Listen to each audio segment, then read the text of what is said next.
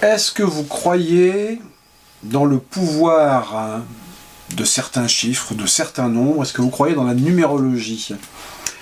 Alors il faut savoir que dans certaines parties du monde, on accorde plus ou moins d'importance à certains chiffres. Par exemple, aux États-Unis, on considère que le 7 est un chiffre porte-bonheur.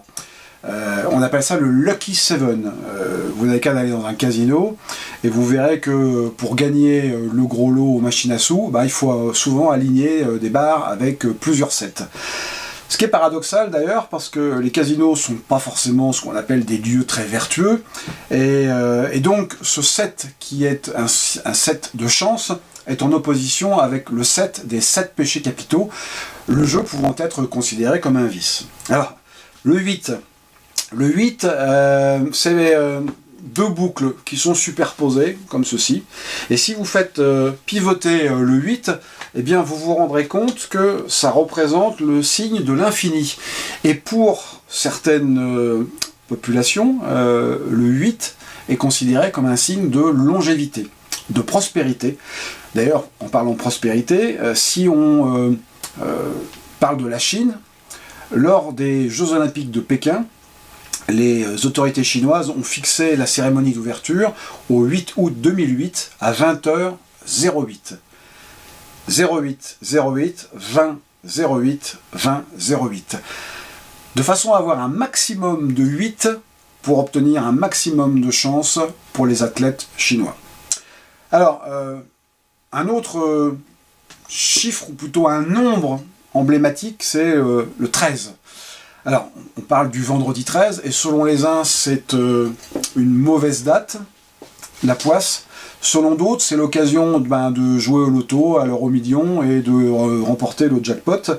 Alors, le 13, c'est important aussi pour les magiciens. Alors, pas seulement parce que dans un jeu de cartes, il y a 4 familles, et que chaque famille comporte 13 cartes.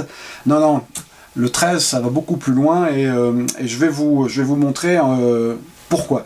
J'ai ici un autre jeu, allez-y, sortez-le de l'étui, mélangez-le, donc le spectateur sort le jeu, le mélange, étalez-le face en l'air sur la table, et je vais vous demander de sélectionner 2 cartes à points, de valeurs différentes, peu importe la famille, du 2 au 10. Alors, pourquoi on élimine l'as et les figures? Simplement parce que, en fonction des endroits, en fonction du jeu auquel on joue, l'as peut avoir pour valeur 1 ou 11. Donc du coup, pour éviter toute confusion, on l'élimine.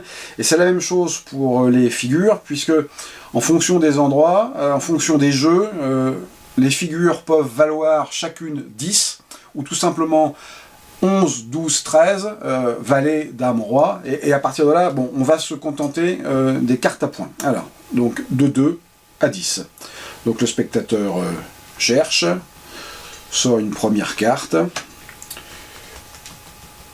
puis une seconde. Alors à présent, vous pouvez rassembler le jeu et le mettre de côté, on n'en a plus besoin. Et moi-même, je vais sélectionner une carte, qui est une carte qui va être pour vous et pour moi une carte chance, le Joker.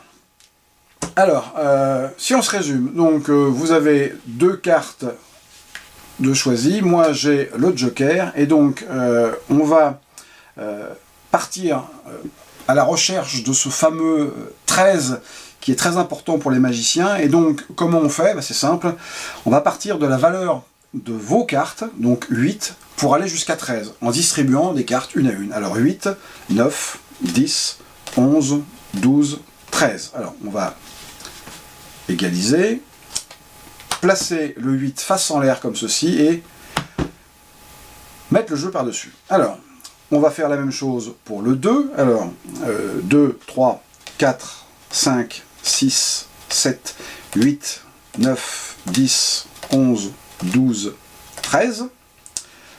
On élimine, on égalise plutôt.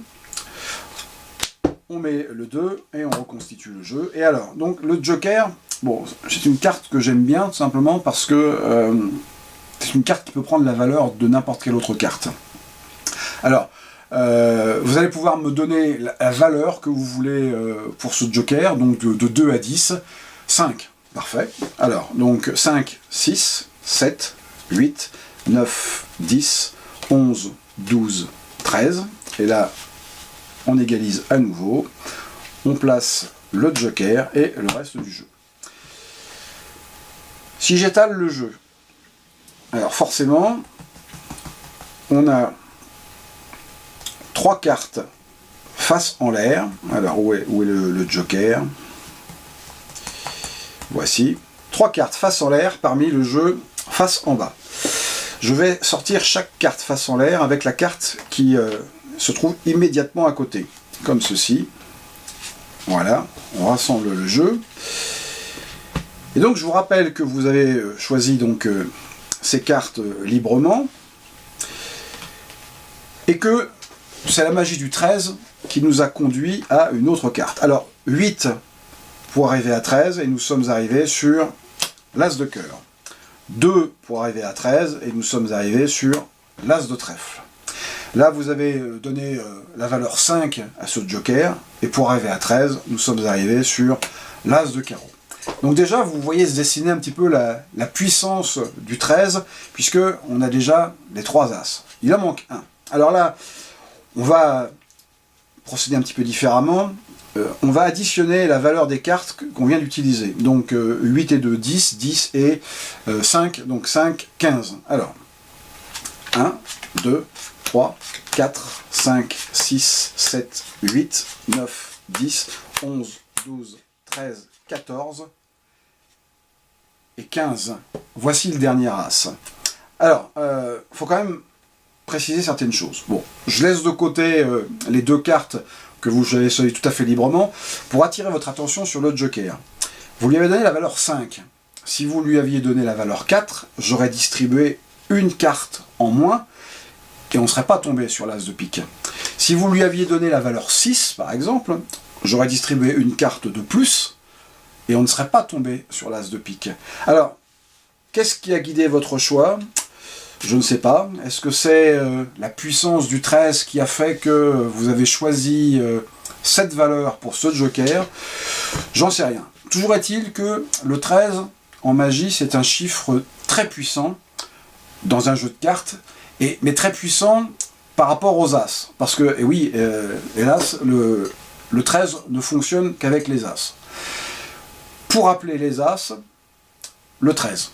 Et le 13 n'appelle que les As. D'ailleurs, je vous le prouve tout de suite, puisque dans ce jeu, en fait, toutes les autres cartes sont blanches, entièrement blanches. La puissance du 13.